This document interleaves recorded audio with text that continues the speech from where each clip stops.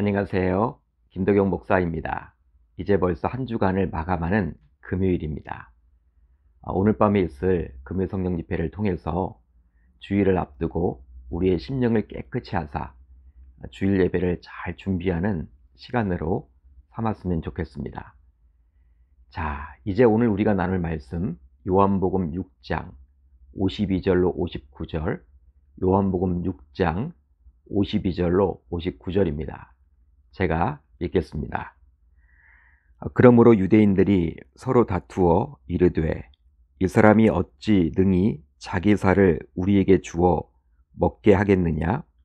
예수께서 이르시되 내가 진실로 진실로 너희에게 이르노니 인자의 살을 먹지 아니하고 인자의 피를 마시지 아니하면 너희 속에 생명이 없느니라. 내 살을 먹고 내 피를 마시는 자는 영생을 가졌고 마지막 날에 내가 그를 다시 살리리니 내 살은 참된 양식이요 내 피는 참된 음료로도다. 내 살을 먹고 내 피를 마시는 자는 내 안에 거하고 나도 그의 안에 거하나니 살아계신 아버지께서 나를 보내심에 내가 아버지로 말미암아 사는 것 같이 나를 먹는 그 사람도 나로 말미암아 살리라. 이것은 하늘에서 내려온 떡이니 조상들이 먹고도 죽은 그것과 같지 아니하여 이 떡을 먹는 자는 영원히 살리라.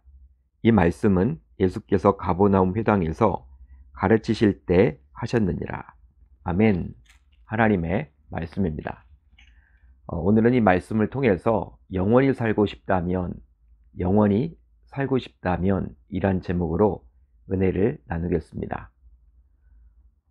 중국의 진시 황제 하면 떠오르는 것이 있습니다. 바로 불로초입니다. 시황제는 점점 나이가 들수록 죽기 싫었던 나머지 영원히 살 수 있는 신비한 효험이 있다는 불로초를 구해오도록 자신의 측근을 보내게 되었죠. 하지만 결국 시황제는 죽음을 피할 수는 없었습니다.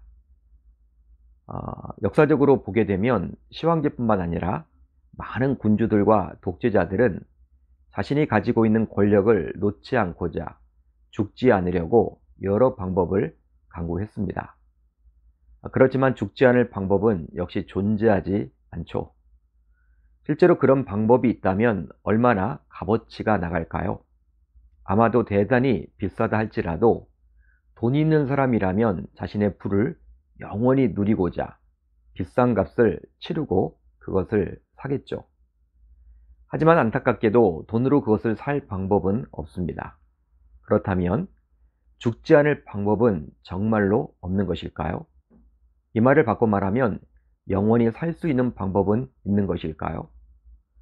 우리의 이성적인 사고로는 불가능하겠지만 우리의 이성을 초월하는 하나님의 말씀은 죽지 않을 방법이 분명히 있다라고 말씀해 주십니다. 그것도 하나님이신 예수님께서 친히 다음과 같이 말씀해 주셨죠. 자, 요한복음 11장 25절로 26절을 볼까요? 이렇게 기록이 되어 있습니다. 예수께서 이르시되 나는 부활이요 생명이니 나를 믿는 자는 죽어도 살겠고 무릇 살아서 나를 믿는 자는 영원히 죽지 아니하리니 이것을 내가 믿느냐. 보통 이 구절은 예수님을 믿고 돌아가신 성도님의 장례 예배 때 목사님들이 자주 인용하는 말씀인데요.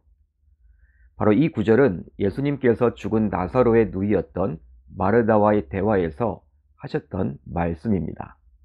그런데 예수님께서는 무릇 살아서 나를 믿는 자는 영원히 죽지 아니한다 라고 말씀하셨죠.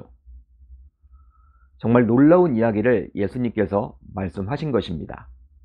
자, 이제 오늘 말씀을 보게 되면 어제 살펴본 말씀에 이어서 예수님과 유대인들의 대화가 이어지고 있습니다. 단지 장소가 가버나움의 회당으로 바뀌었을 뿐이죠. 예수님께서 자신을 하늘에서 내려온 생명의 떡이라고 하자 유대인들은 이제 수군수군하게 되었죠. 그들이 수군거렸던 이유는 바로 다음의 구절에서 엿볼 수 있는데요. 이는 요셉의 아들 예수가 아니냐? 그 부모를 우리가 아는데 자기가 지금 어찌하여 하늘에서 내려왔다 하느냐. 가버나움은 나사렛에서 가장 가까운 회당이었기에 아마도 예수님의 가족들이 자주 왔던 곳이었겠죠. 게다가 그분의 동생들이 가버나움에 살고 있었습니다. 따라서 지금 대화를 하고 있는 유대인들은 예수님을 어릴 적부터 봐왔기에 그분의 뿌리에 대해서 모르지 않았죠. 그러기에 하늘에서 내려왔다라는 말은 신비롭게 하늘에서 땅으로 만나처럼 뚝 떨어졌다라는 말과 같은데 분명히 자신들이 보기에 그런 일이 없었습니다. 그런 일이 일어나지 않았죠.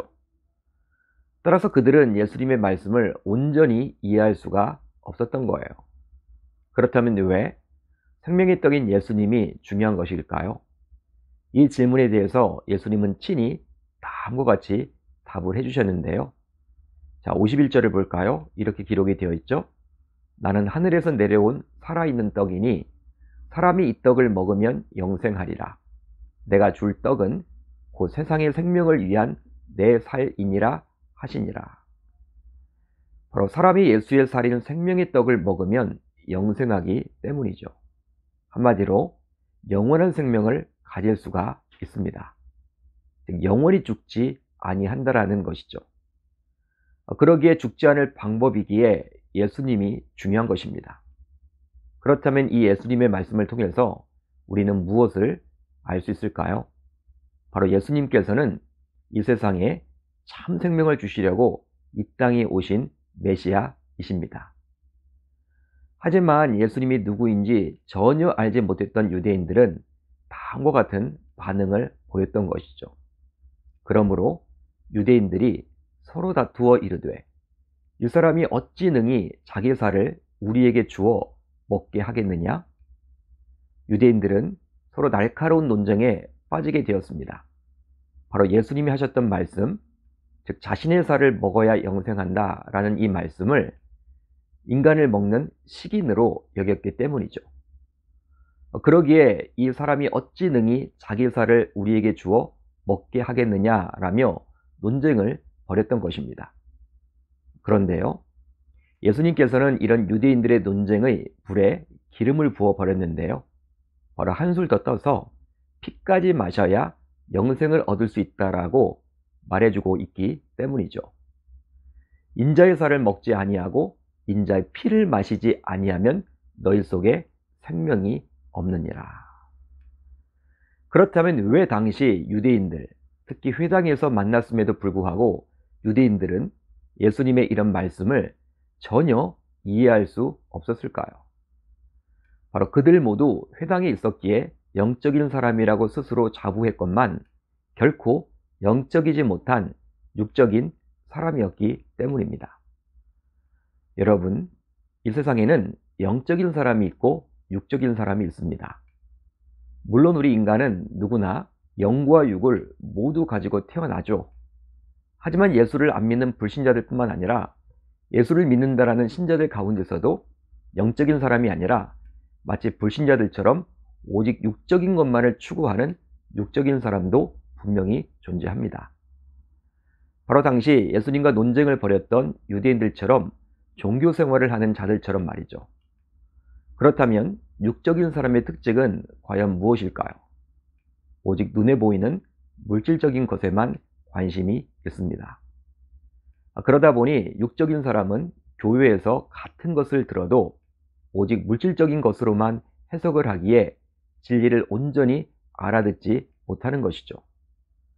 실제로 당시 회당에서 예수님과 대화를 했던 유대인들이 그런 육적인 사람들이라고 말할 수 있습니다.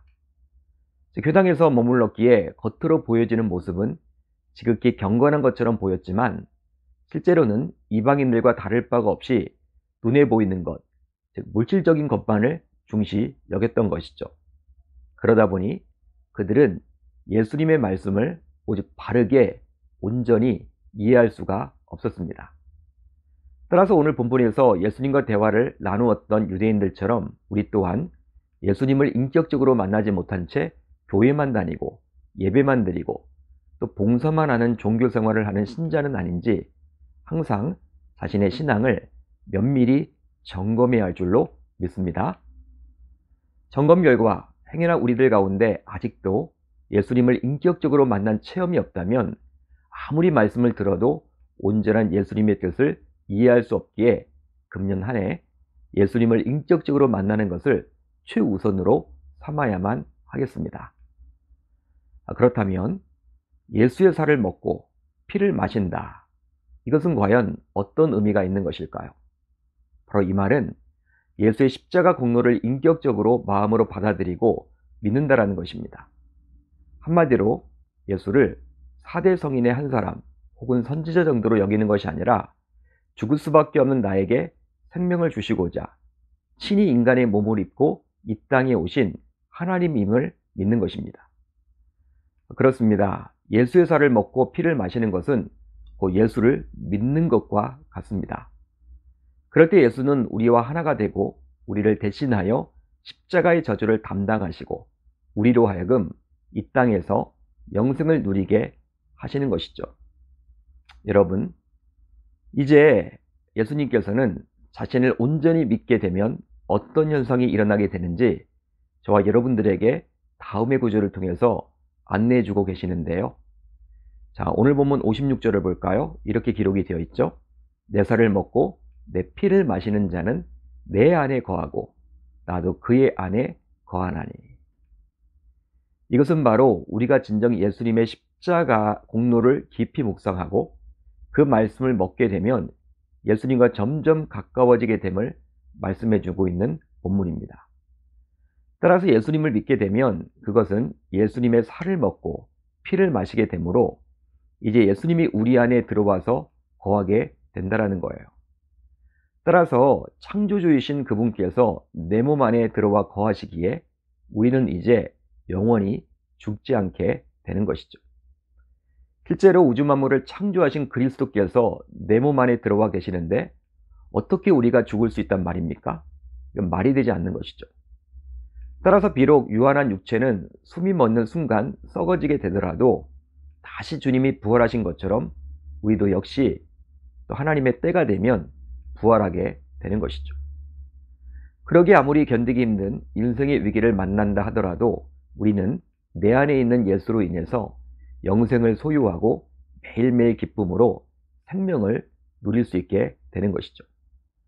물론 우리는 매일마다 만나를 구하기 위해서 열심히 치열하게 최선을 다해서 삶을 살아내야만 합니다. 하지만 설령 만나를 구하는 것에 실패를 하더라도 그것에 매여서 삶의 실패자로 살지 않게 될 줄로 믿습니다. 이것이 바로 우리 주님께서 그리 원하시는 영원한 생명을 소유한 자의 모습이겠죠.